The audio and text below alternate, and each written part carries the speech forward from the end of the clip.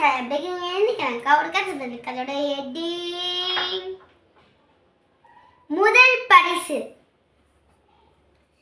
ஒரு ஸ்கூலில் ஆனுவல் டேயில் ஓட்டப்பந்தயம், writing competition, drawing competition, gymnastic competition அது போல நிறைய வச்சாங்களாம்.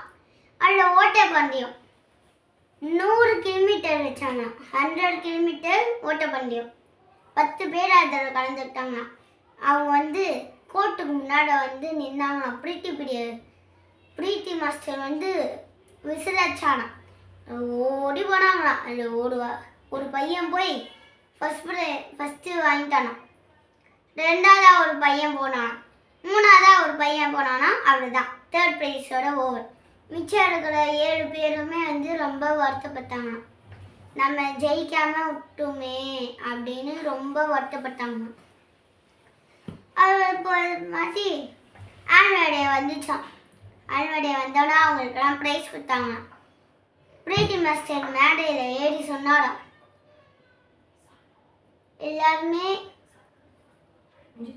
பேரண்ட்ஸ்லாம் நம்மளோட குழந்தைங்க பண்ணுற போட்டி எப்படி பண்ணுறாங்க அப்படிலாம் பார்க்க வந்திருப்பீங்க.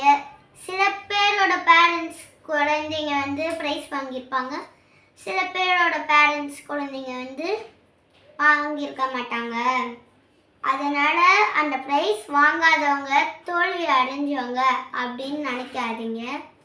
அவங்களும் வெற்றி அடைஞ்சவங்க தான். 10 பேர் வச்சோன்னா 10 பேரில் யாராவது ஒருத்தர் தான் போய் வின் பண்ண முடியும். 10 பேருமே வின் பண்ண முடியாது. ஏன்னா இது மனுஷங்க உடம்பு, இது ரோபோட் கிடையாது.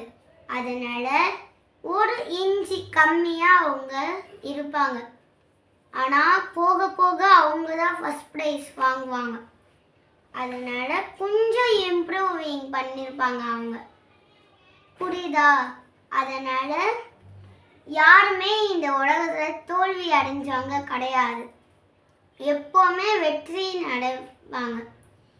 இந்த கதை உங்களுக்கு பிடிச்சிருந்தா லைக் பண்ணுங்கள், ஷேர் பண்ணுங்கள், கமெண்ட்ஸ் பண்ணுங்கள், மறக்காம பக்கத்தில் எப்படியோ தொட்டுங்க. பாய் பாய்.